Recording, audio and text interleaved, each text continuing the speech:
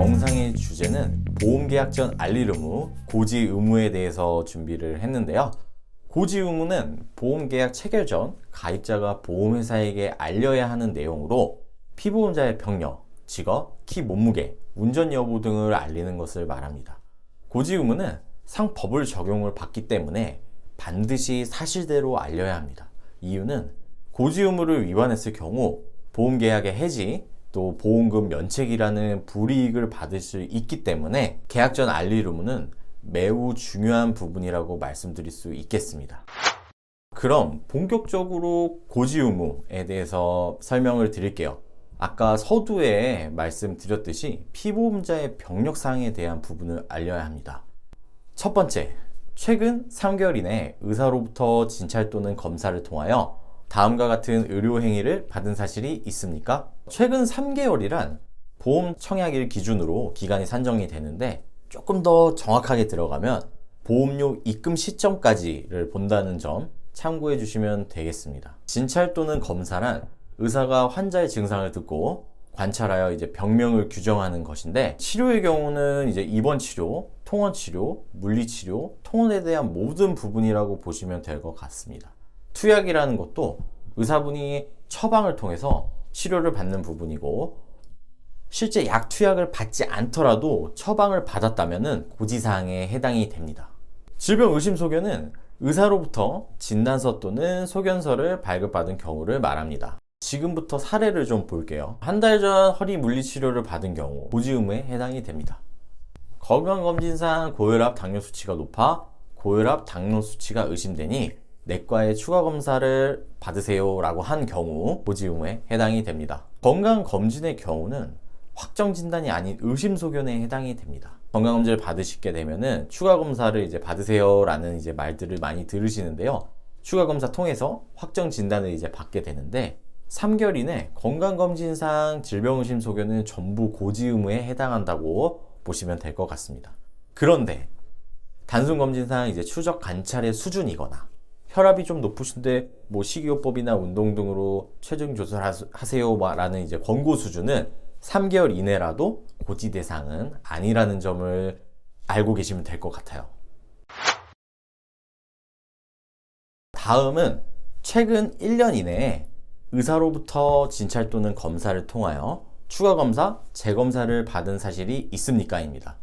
여기서 추가 검사라는 것은 진찰만으로 좀 진단이 어려워서 정밀 검사를 시행한 경우이고, 재검사라는 것은 정밀 검사 결과 추적 관찰이 필요해서 일정 기간 경과 후에 검사를 이제 받는 경우를 말합니다. 이해하기 쉽게 사례 예시를 좀 보면서 말씀을 드릴게요. 최근 1년 이내 용전 진단 이후 추적 검사를 받으신 경우 고지 의무에 해당이 됩니다. 최근 1년 이내에 당일 통원해서 엑스레이 검사를 받은 경우 당일날 고지 대상이 아닙니다. 당일 진찰 후에 이제 하는 검사에 대해서 보험사에서 추가 검사로 주장하는 경우가 있어요. 그러나 법원 판례에서 보면은 이러한 부분이 굉장히 이제 확대 해석이 되고 있다. 그래서 확대 해석에 대한 부분이 피보험자에게 지나치게 불리하게 적용하고 있다고 이제 명시하고 있기 때문에 이러한 부분을 좀 알고 계시면은 좀 될 것 같고요. 아무래도 보험사에서는 좀 넓은 범위로 해석하려고 하고, 보험을 가입하시는 분들은 최소한으로 해석하려고 하기 때문에 이러한 해석의 차이를 잘 이해하고 계시는 게 중요하다. 왜냐면은 그래야지 고지 대상이 아닌 부분을 굳이 고지해서 뭐 부담보에 잡히거나 할증을 받는 그런 이제 계약 청약상의 불이익을 이제 최소화할 수 있다라는 점을 좀 말씀드릴 수 있을 것 같아요. 다음은 최근 5년 이내 의사로부터 진찰 또는 검사를 통하여 다음과 같은 의료 행위를 받은 사실이 있습니까? 입니다. 입원, 수술, 계속하여 7일 이상 치료, 계속하여 30일 이상 투약 등이 해당이 되는데요.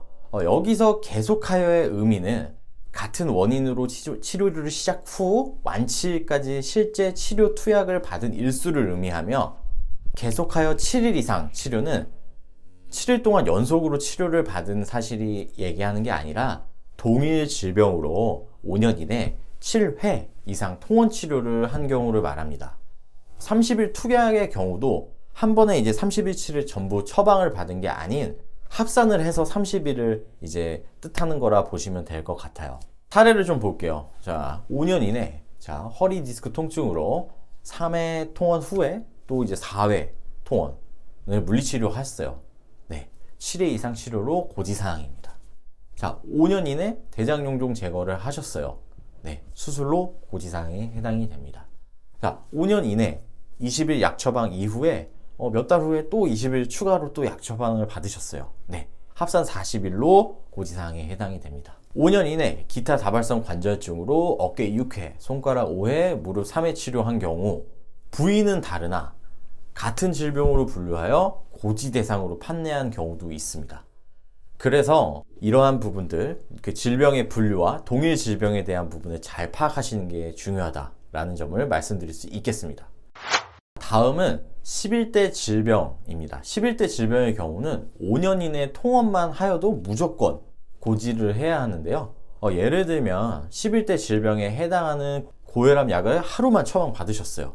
이렇게 돼도 고지사항에 해당이 된다라고 보시면 될 것 같아요. 5년이 지나게 되면 물론 고지 의무에 해당하지 않게 됩니다. 다음은 직업입니다.